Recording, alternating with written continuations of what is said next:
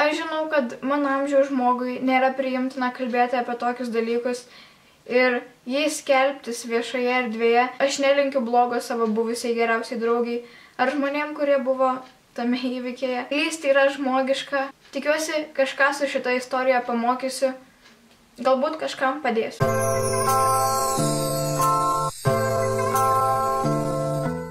Labas visiems, su jumis aš Gabija. Šiandien darau naują video, ilgai prašytos ir ilgai lauktos istorijos. Šitoje istorijoje yra 5 dalyviai, kurie yra patys pagrindiniai. Tai esu aš, mano buvusi geriausia draugė, mano buvusios geriausios draugės vaikinas, mano buvęs draugas ir mano geriausios buvusios draugės vaikino pusseserė. Viskas prasidėjo nuo to, kad mano geriausia draugė pradėjo bendrauti su kitokiais žmonėmis. Pradėjo užsiiminėti kitokią veiklą. Tai yra rūkymas arba gėrimas, ko aš tuo metu visiškai nežinojau. Aš nežinojau, kas yra šotai, aš nežinojau, kaip reikia gerti ir aš nežinojau, kad mano amžiaus žmonės iš vis geria. Aš tokio dalyko iš vis nežinojau. Bet net netikėjau tokių dalykų. Mano buvusi geriausia draugė tiesiog pradėjo tą elgesį galima pavadinti marozišku ar kokiu. Aš neįsivaizduoju, nes aš tikrai nežinau. Ji tiesiog pasikeitė. Ir kadangi aš buvau jos geriausia draugė, ji pasiūlydavo ir man tą daryti kartu. Aš, kaip ir sakiau, aš neįsivaizdavau, kas tai yra. Tada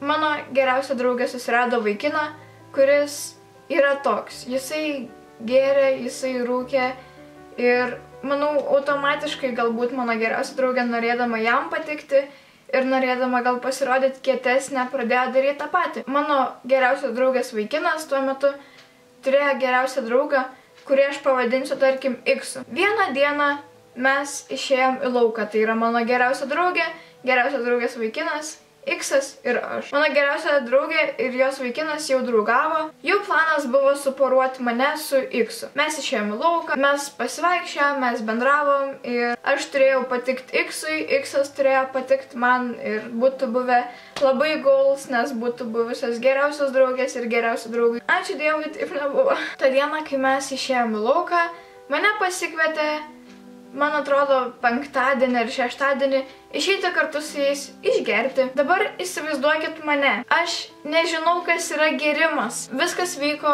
nuo 6 valandų, kai aš susitikau su savo geriausia draugė, iki 12. Mes susitikom tą dieną, aš susitikau su savo geriausia draugė. Mes susitikom su geriausios draugės vaikinu, kuris buvo dar su pusseserė ir tada dar susitikom su X. Ir šiaip dažniausiai jaunimas geria plotuose, o mes neturėjom kur. Todėl mes tiesiog nuėjom į tam tikrą vietą. Dabar įsivaizduokit mane. Aš nei kart negėrusi ir aš atsisakiau kiekvieno man duoto šanso gerti.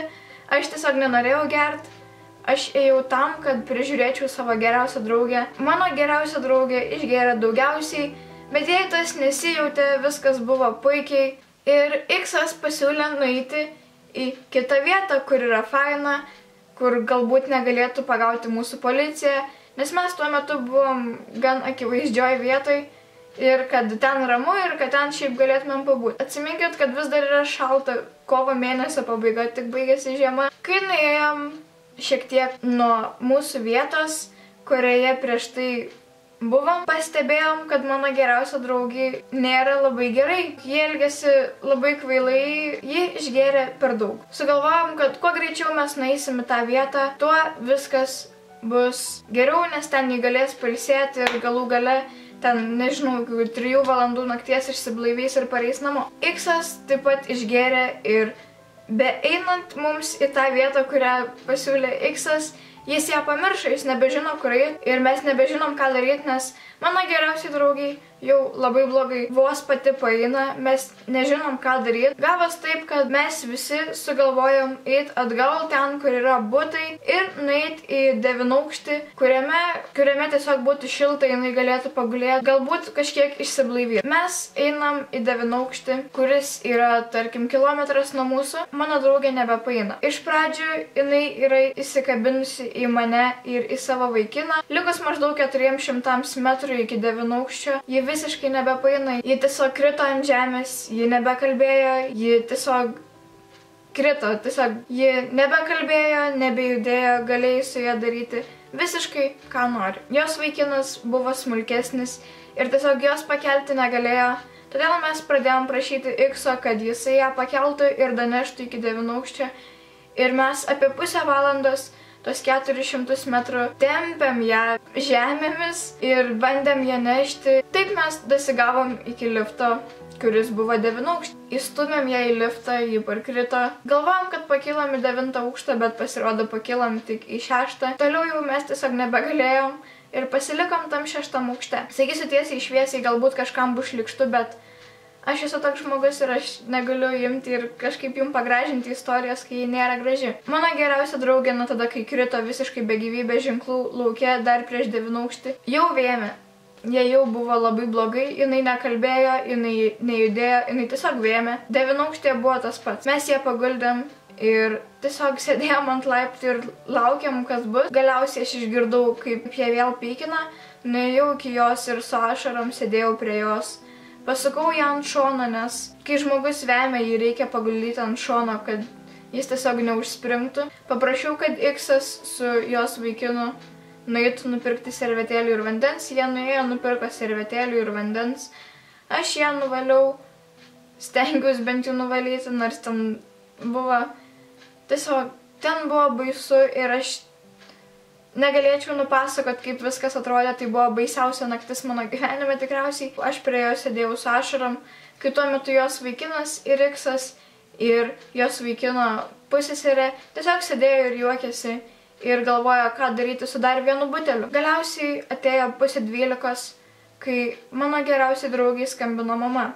Mes žinojom, kad turim pakelt ragelį. Jos vaikinas, kadangi jis buvo išgėręs, sugalvojo, kad gera idėja būtų paimti, atsiliepti ir pasakyti, kad mano geriausia draugė dabar tiesiog miega. Jis prisistatė kaip jos vaikinas ir pasakė mano geriausios draugės mamai, kad dabar jį miega ir negali jo žadinti. Jos mama supyko ir pasakė, kad tai yra nesąmonė ir ji nori iškart išgirsti savo dukros balsą. Nežinau, kas man šovė į galvą, aš apsimečiau ją ir tiesiog pasakiau, nesikelsiu, aš miegu ir panašiai. Jos mama iškart suprato ir pasakė, kur esat ir kad manęs daugiau apgaudinėti nereikia. Mes pasakėm jai, kad esam 9-aukštyje.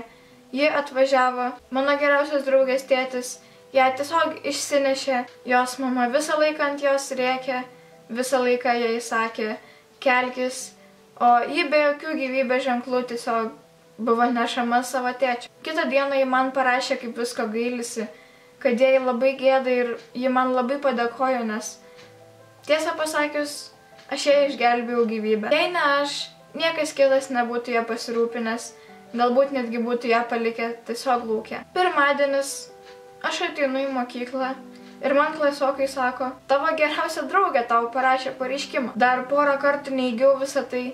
Ir iškart parašiau savo geriausiai draugiai, pasakė, kad aš buvau organizatorė viso to vakaro. Po to laiko man geriausia draugė mano nebeatrašė. Aš nežinau, kur mano geriausia draugė. Aš ją turėjau 3 metus ir ji tiesiog dingo.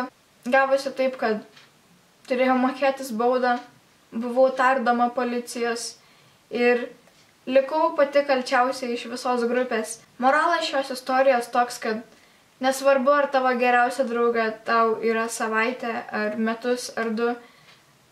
Žmonės pasikeičia daug greičiau, negu tu gali pagalvoti apie tai, ar su tuo susitaikyti. Taip pat šios istorijos moralas, kad nereikia gerti ir nereikia eiti ten, kur galbūt tavęs niekas nenori. Ačiū, kad žiūrėjot, tikiuosi jums patiko. Nepamirškit paspausti patinka, komentuoti ir prenumeruoti. Ir iki kitų kartų. Ate.